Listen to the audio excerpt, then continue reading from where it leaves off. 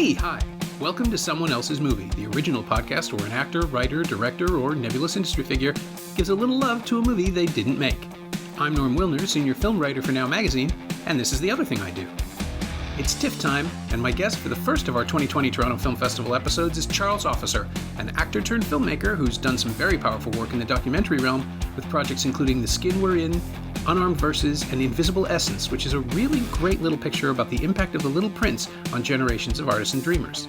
Akilla's Escape, his first feature drama since 2008's Nurse Fighter Boy, stars Saul Williams as a mid-level drug runner trying to reclaim some stolen merchandise after a robbery goes sideways and maybe save a kid from going down the same path that swallowed his own future.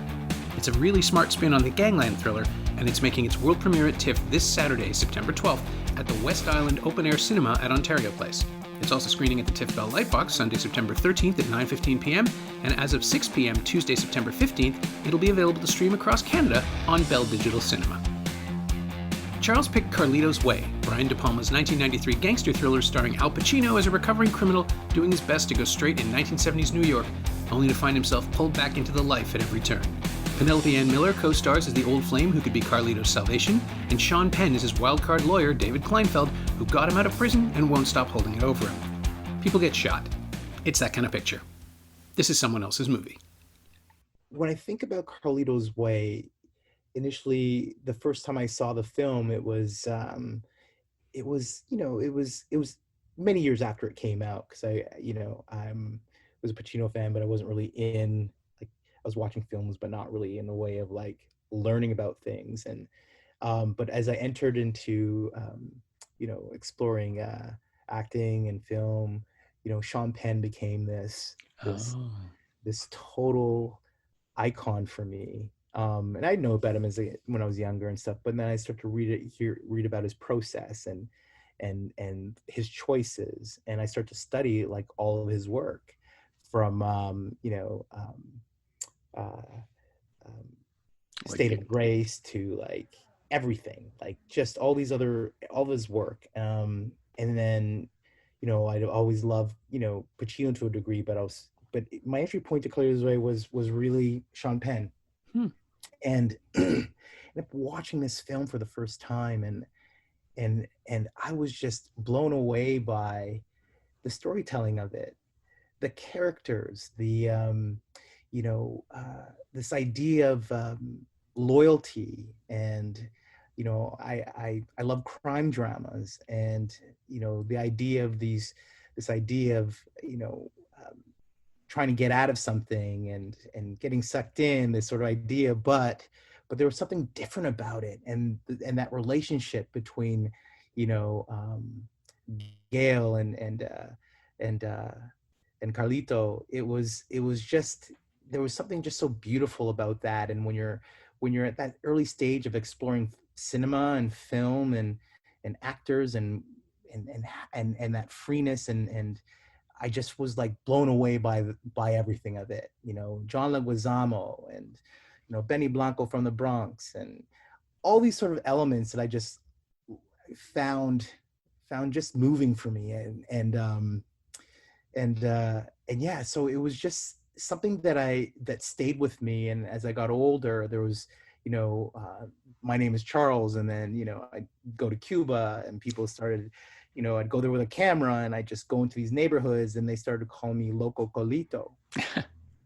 And I'm like, well, you guys think I'm crazy, I'm just exploring. But and I just felt like that there was just something about this character that I just really felt like, I really, in my imagination, felt like this is me.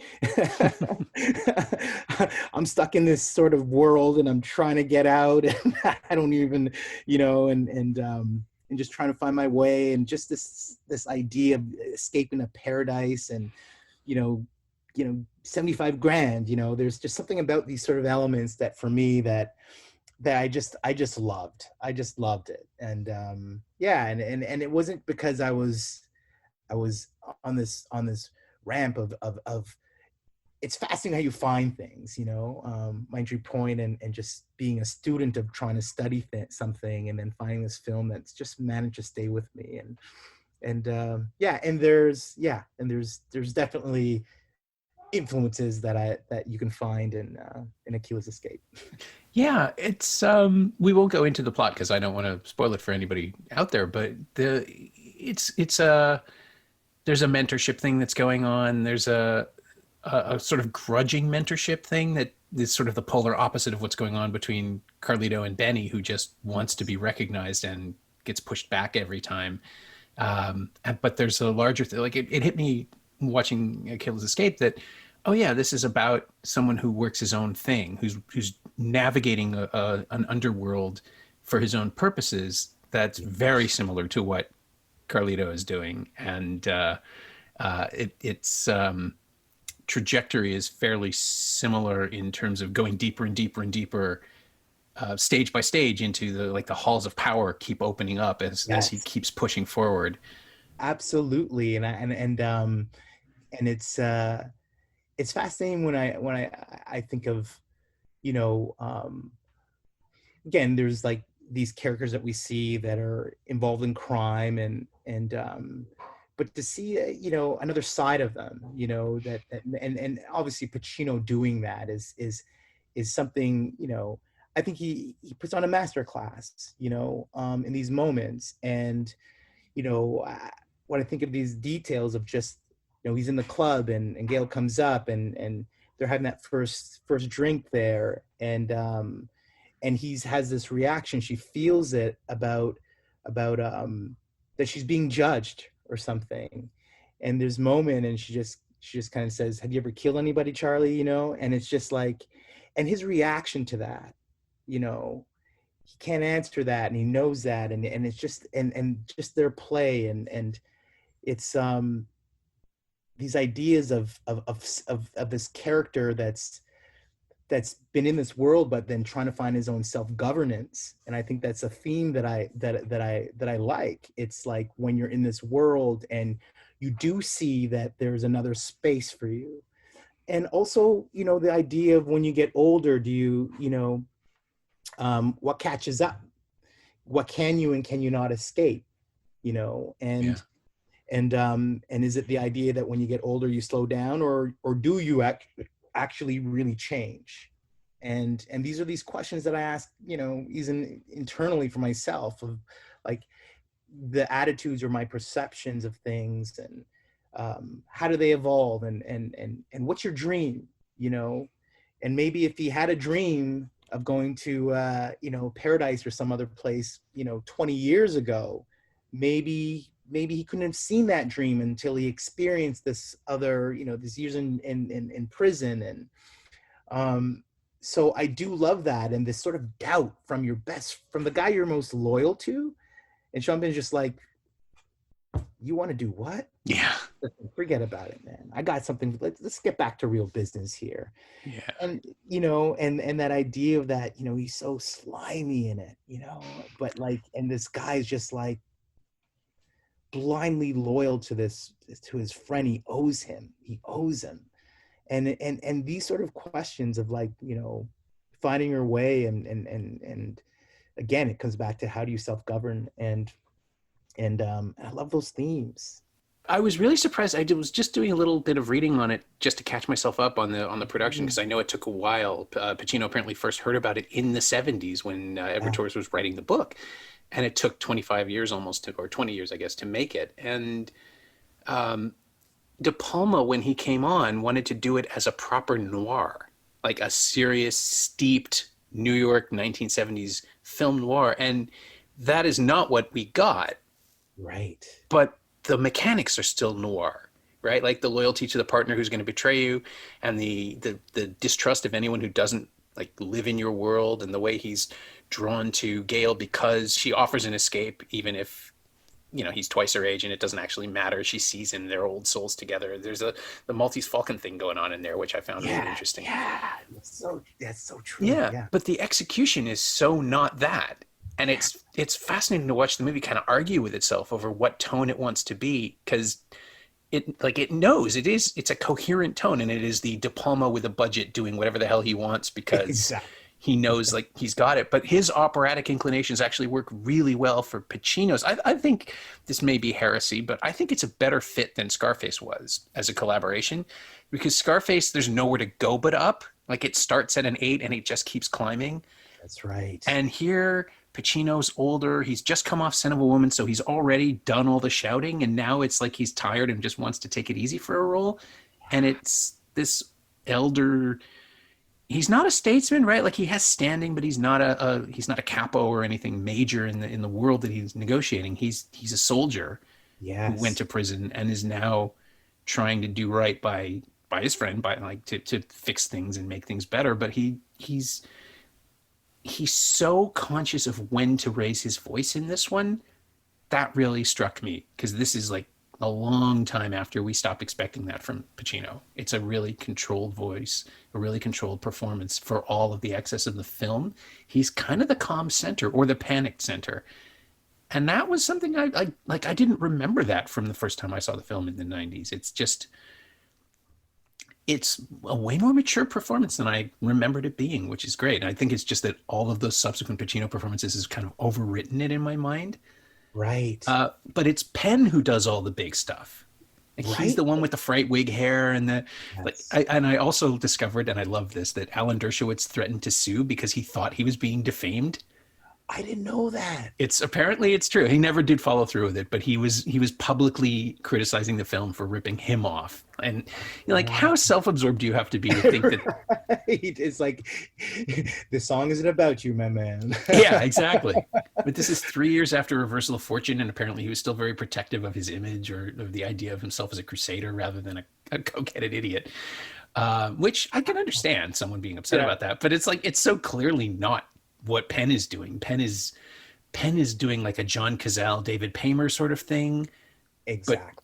Yes. But it's not him either. Like it's so not Penn that it's really, really interesting. It's really interesting. And that's what I love about his transformation, because it's not really, it's that transformation that he's able to achieve, and how he sinks into that, and just reading about his process and like how painful it is for him to do that at times. And that's even why he left acting for a while. And it speaks to a commitment. And what I understand, I love that those are inspiring stories of an artist who's that committed, that sometimes it's painful, and prepare to go there.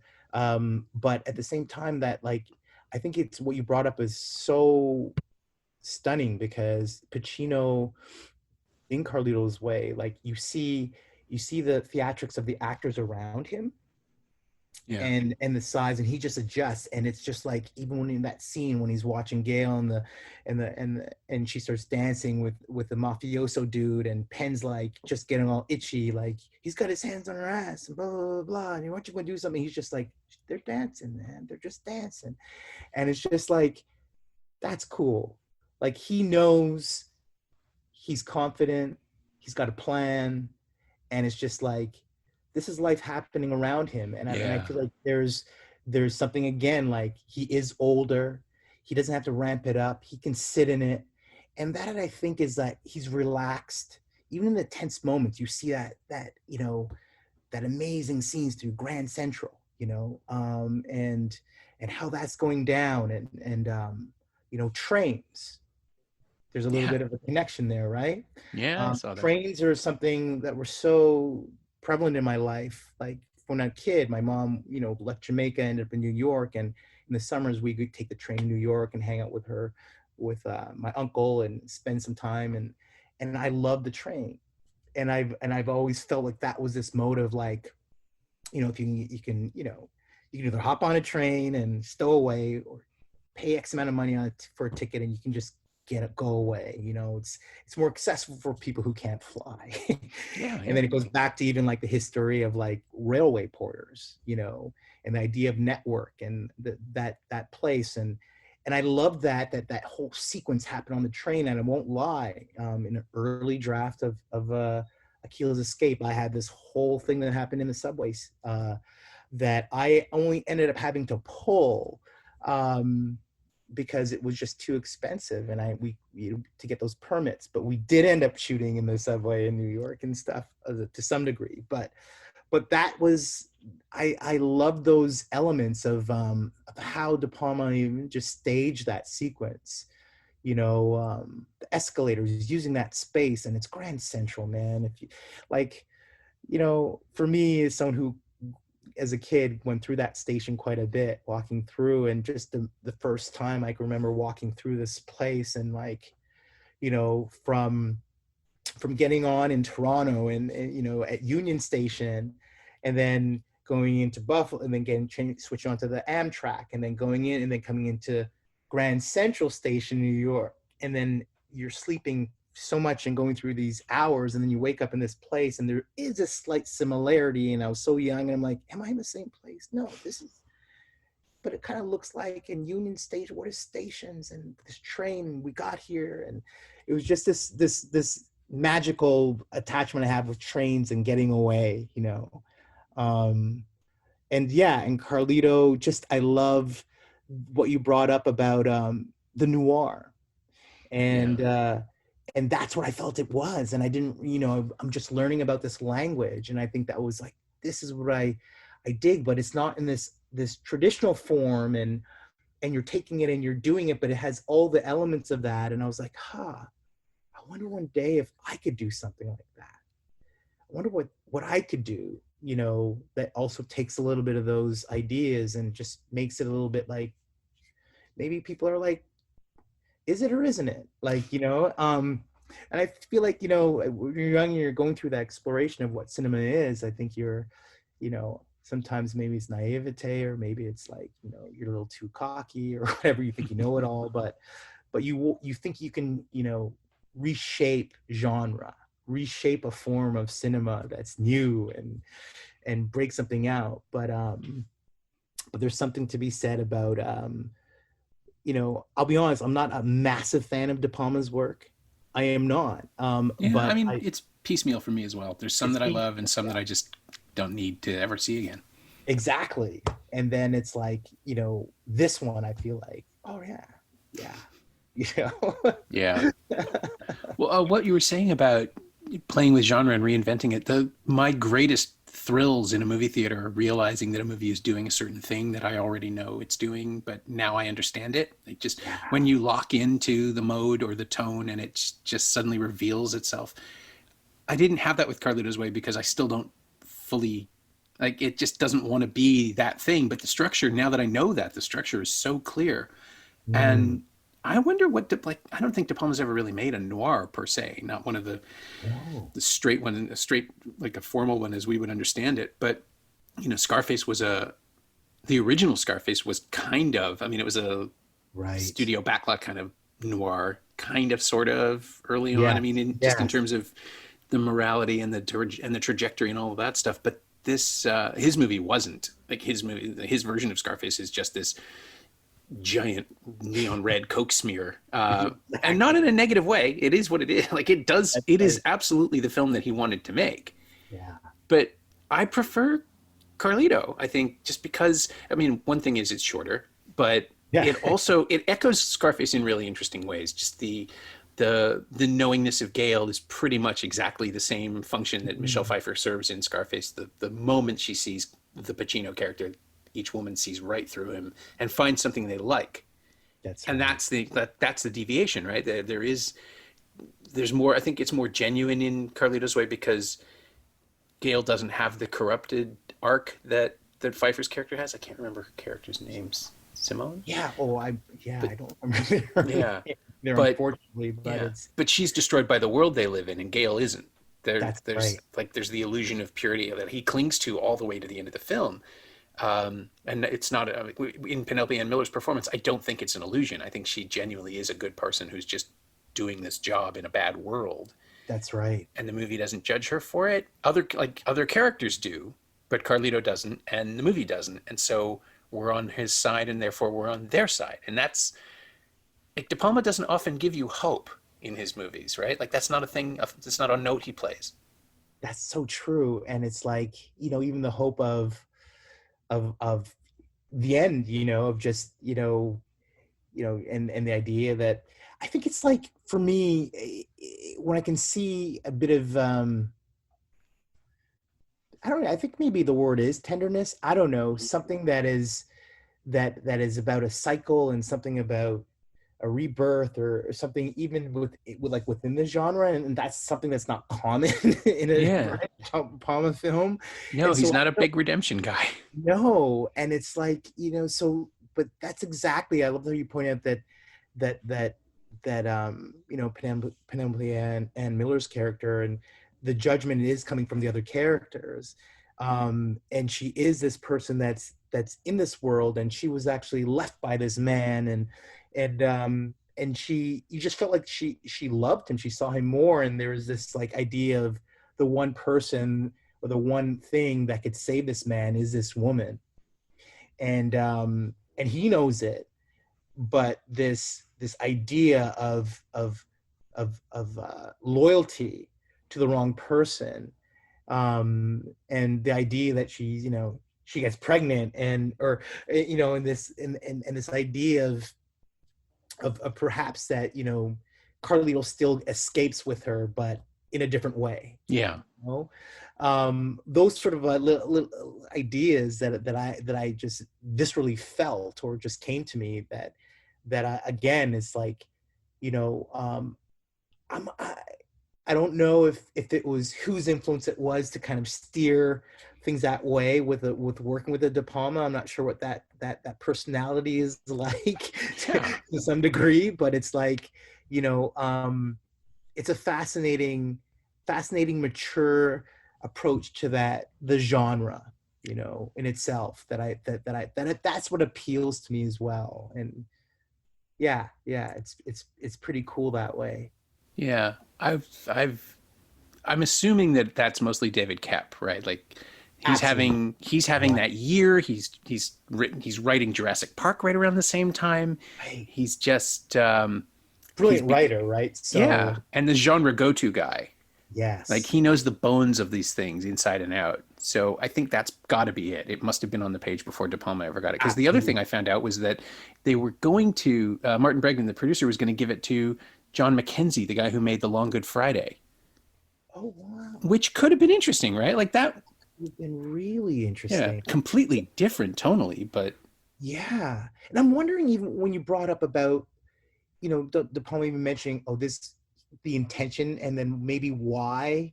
I'm wondering if what I don't know. It's fascinating if there was this pressure or something from the studio or something to said this idea. I don't know if it's sellable. I don't know if we go with this tone, you have to do something with it, or if it was like De Palma being like, okay, this is. I don't really know that story, because it's fascinating where, you know those filmmakers at a time that were quite maverick in a certain way, and being like very bold, oh yeah. what would stop him from executing something that he really saw a certain way? What would make him shift and say, oh, was it just maybe I'm really curious about that process. I don't know how I'd find out, but it's like Yeah, it's a fascinating thing of where an intention or a vision of it, and then where what hands come in, and what shapes it, um and then we end up watching something and not really knowing that story is kind of fascinating. yeah. Like the material and the special features are all pretty much standard studio marketing. We're not going to get a Right. lot of detail about how, like there were drafts or there were evolutions or recuts. It's I'm just trying to think. Like he had come off a pretty low cycle in the De Palma career. Like he'd made The Bonfire of the Vanities 3 years before, and Raising Cain was his cheap comeback, the one he Right. followed it with this Baroque Psycho knockoff, which is fun, but it's not great cinema. And then he suddenly gets the keys to this giant machine. And based on this, he ends up doing Mission Impossible, also with Koepp. And it's like there's the partnership being forged of two guys who can navigate the studio somehow and Right. convince them to let them do the next thing. But it's this weird, he occupies, maybe more than anyone else, he occupies this really strange space. Oliver Stone maybe comes close. And I guess, he wrote Scarface, so there's a connection there. But this person who spends a lot of time telling you how much of a maverick they are, and then works for the Mm. studios all the time. and just like does a string of big expensive movies. And it's like he's selling the flavor, right? Like he's selling himself as the aspect that they need. Absolutely. It's almost like he becomes a commercial entity, Mm-hmm. that can actually claim, I'm the Maverick in this machine, and doing what I want, and I found this way to do this work. But I mean, it's incredible, even in the course of his career. I mean, he was what, 79 now or something? Yeah, that sounds about right. Yeah, And it's like yeah, he's had some misses and sure. some hits, and some very interesting choices. Yeah. He's one of those guys. I haven't seen the most recent one, Domino, that came out just last year, but he is one of those guys whose failures can be as interesting or at least as instructive as his successes, just because he never puts himself out of it. It's like Coppola. It's like Scorsese's a bad example because Scorsese doesn't work in the same, like he doesn't do the same thing as the Right. show. Like Scorsese somehow manages to be a showman who works the showmanship into the narrative. He That's bakes it right. in a way that De Palma doesn't, or Coppola doesn't. And there is this sort of war going on. Coppola was another one who just started like right around this time. He was making Jack with Robin Williams and all those weird studio pictures in the '90s. Maybe it was just that. Maybe the studios just had a lot of money and threw it at everybody, and these guys are just hitting their 50s and starting to get a little Yeah. concerned with comfort or safety or security or even just future stuff. You're less interested in your legacy. You're more interested in getting good jobs right now. Right. I mean, Right.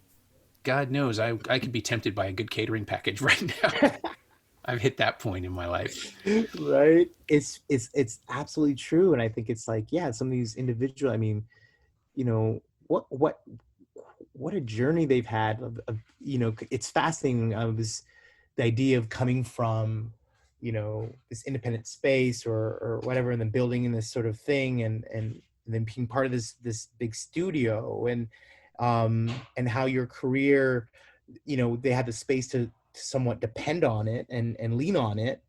And then think of someone like Norman Jewison, who, like, they Yeah. started in television. They all had to start in television, and then they become these amazing filmmakers, and they never really go back to television. you Yeah. I know mean, why would you? why Look at would you, look at what you right? get to work with when you're making a studio picture. Like even Absolutely. even Bocus was a prestigious production at the time for Jewison. It's one of those things where you just realize you've watched this career culminate in this. And Yeah. then he kept working, which was good. But the older he got, every film had to make more of a statement, more of a return.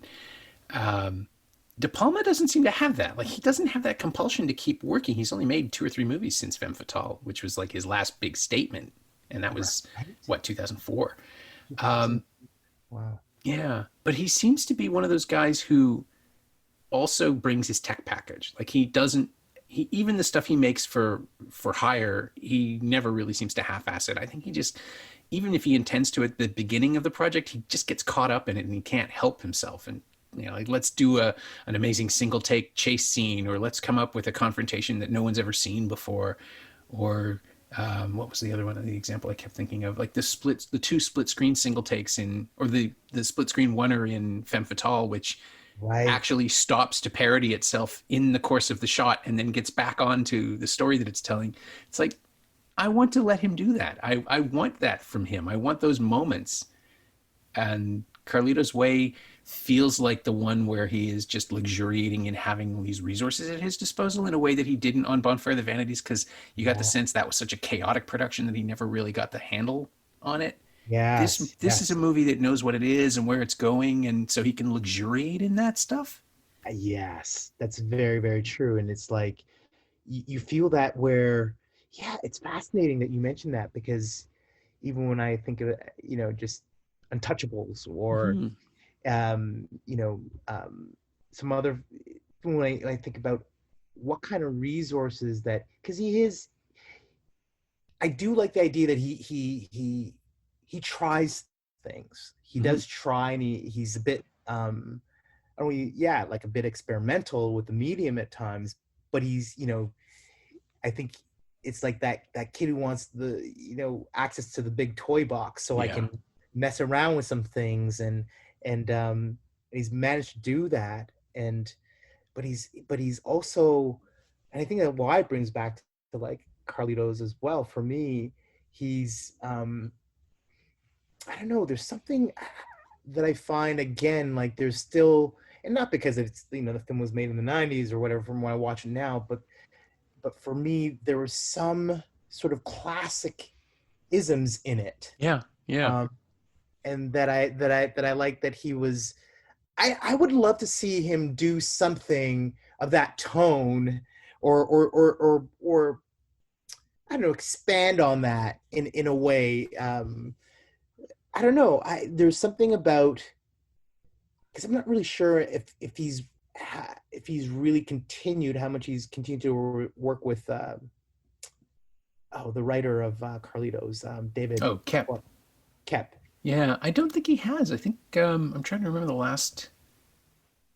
It might have just been that little window in the 90s. Because did Kep write Snake Eyes? Yes, he did. I'm just double checking. Kep and De Palma wrote Snake Eyes together, which I think is probably why they don't work together anymore. After that, it was like, okay, we're done. Yeah, but it is like it's I assume De Palma came up with the story on that one and then Kep fleshed it out and gave it structure, because the whole real time concept and the single take stuff that goes on in there, those are all him. That's all De Palma just going, and I want this, and I want this, and I need that, and I also want Nicolas Cage to at some point have a walnut on his eye because I want to show a black eye swelling up in real time. And it's like, that is not what that looks like. But he's into it, so he can't not do it. Going in the weeds, right? Like, you just have to get caught up. It's like, it's amazing. Like, yeah, I guess that generation, I mean, I can't even imagine, with individual like Brian De Palma and working with him. I'm not saying he's a nice guy or not a nice guy, but that sort of, authority that he would. Yeah. Exactly. I'm sure, that ego is not light. I'm sure. Yeah. I mean, how many times has he done an Odessa Steps scene? Like, that's a thing he quotes a lot.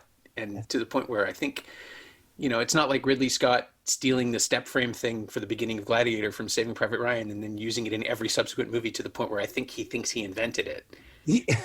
Exactly right. But De Palma, like, when he does an Odessa Steps, I don't groan. It's just like, oh, cool, he's going to do it again. So he'll find a new variation. Like, it's just like a riff, like a guitar riff in the middle of a song. That it's playfulness, so right? I do, and I love how you analyze these details. It's fantastic, Norm. Because those are the little things that I think that are like, that again, like, again, like I would say, like, I respect his work. I wouldn't say he's one of my, like, faves and all this stuff, but then this is the kind of things that I take away from his work, right? Yeah, and you see that and early on and just exploring the work, and then you're like, what's my thing? What can I do?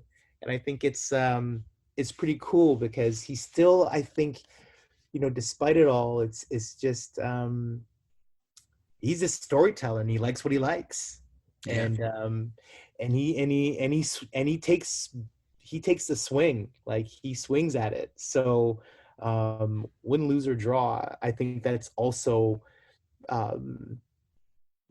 it's bold. It's a bold approach to this craft. I mean, it's fascinating. I'm always been curious about this group of Italian filmmakers. Yeah, sure.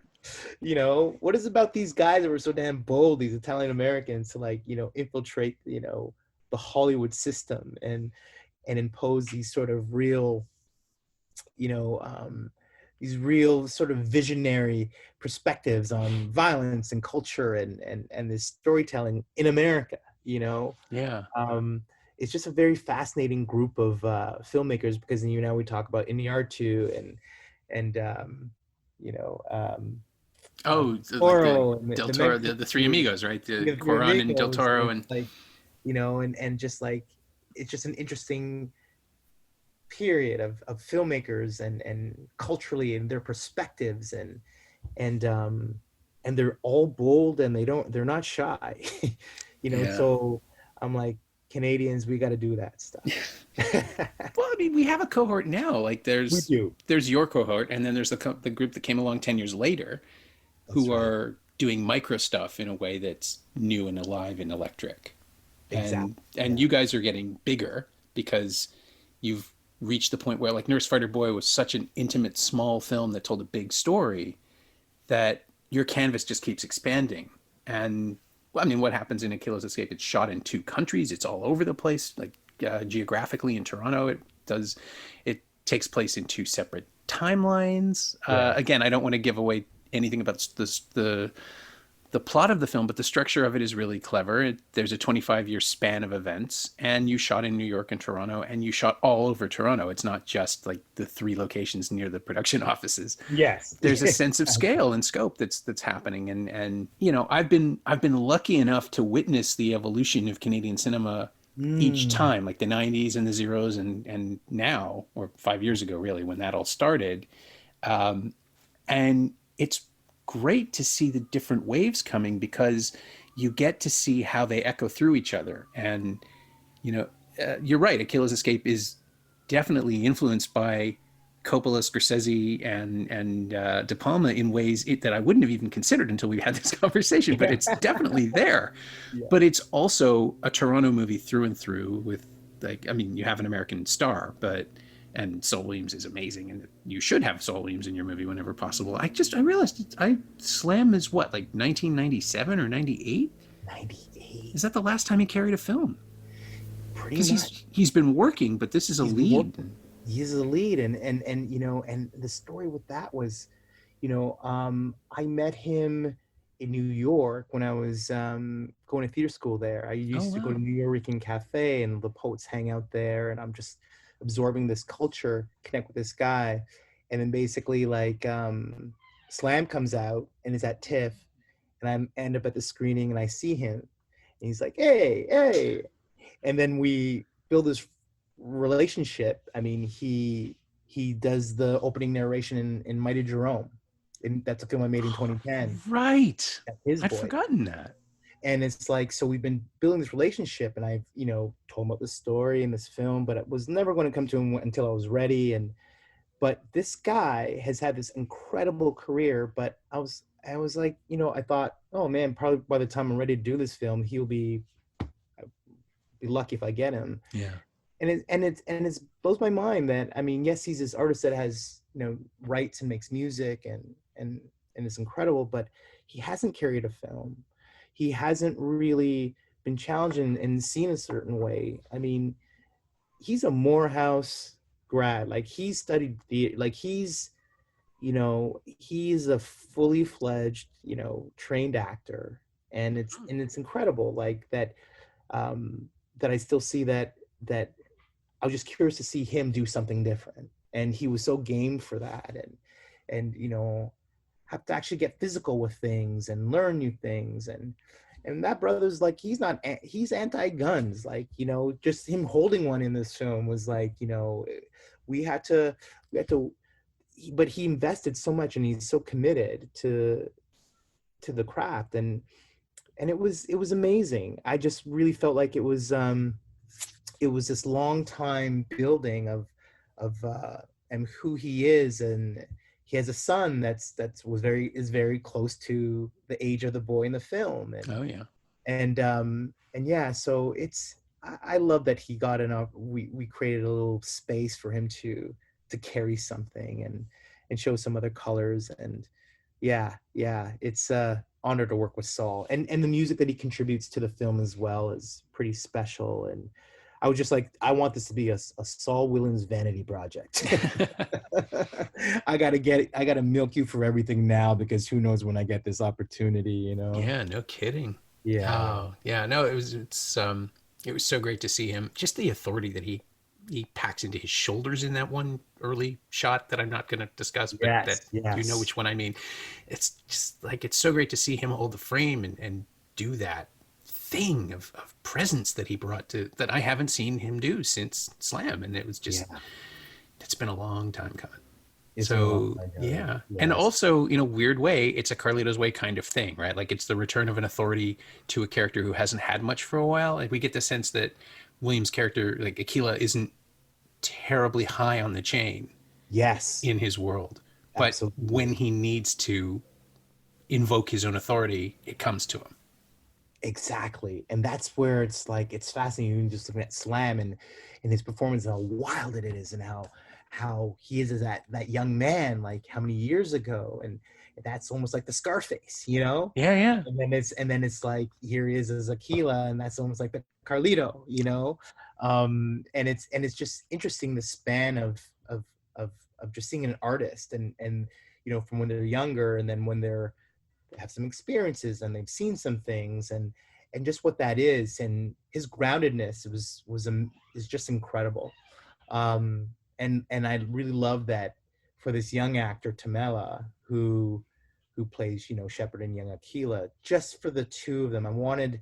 You know, I wanted I wanted Tam to actually spend time with this man, because he's such a young, talented, gifted. He's also an amazing musician and artist, and people don't even know that about this kid. But to have Saul as a mentor is like a fascinating thing, and to see how they synergized and connected and became pals was beautiful. And one last thing about that was the cool thing, like Jake Yanowski, co-producer, and my producing partner, he grew up in Chicago, born and raised, and we're talking about casting, and he's like, Charles, what about Vic Mensa playing like this character Prince? And I said, Vic Mensa is brilliant. I would love to work with him. And he's like, okay, cool. I'll reach out to him. And I'm like, what? Yeah, we grew up together. He's from Chicago. Like, he went to school with my sister and blah, blah, blah, blah. And I'm like, are you kidding me? I said, sure, hit him up. And then he's like, and you know that, because it's amazing about Jake again. He's like, and you know what? Saul Williams is his mentor. And I'm like, what are you talking about? He goes, oh, yeah. He's filling me in on this continuity of artists. This continuity of the artists. And like, I'm like, are you serious? And then it's like, reach out to Vic, rest assured, we sent him the script. He said, I'm in. Saul's in it, I'm in it. It's great. And that was amazing. It was really incredible, because I think it was, a year prior, we're building the film. We were in New York, and we got together with Saul and a few friends, and we're in Brooklyn, and we're just sitting on the stoop, and I'm watching like Jake, just hang and just reason with Saul on the stoop about all these stories and books and stuff. And that was when I was like, this kid is brilliant. I found gold here. He knows so much, and he's able to hang with these folks and gets it. And again, it's like, it's also taken a long time to make this film, because I also believe, as much as I know the system has things in play, but things happen when you're also ready for them.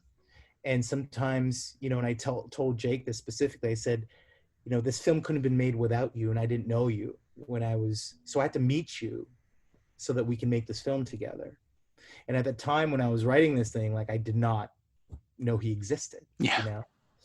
And the connection of like Ron Mann bringing us together. So it's pretty amazing cycle of people, and here we are, and it's and Ronnie Rowe. Yeah, friend of the show. That blew my mind when you sent me that note today. Oh, that's right. So I will explain this to the listeners, because I think it's great. One of Carlito's Way was one of two movies you put forward for the podcast. The other one was La Haine, which Ronnie Rowe had done, I guess, 3 years ago when Black Cop was at TIFF. Right. And I didn't know yet that Ronnie Rowe played Akilla's dad when I told you that. And it's just like, oh, and here he is. And so, of course, the circle. It's yes, Toronto's a small town creatively, but that is amazing. And Olenike also plays his mom. She's also done the podcast. That was fun. And yeah, it's just, this will be episode 298 of someone else's movie, which is ridiculous. But are you serious? Yeah, 5.5 years. I've just been working my way through everybody, and now we're just getting all these echoes and bounce backs, and it's wonderful. I think it's fantastic. And also, I think Ronnie would be really happy to hear that he scooped you.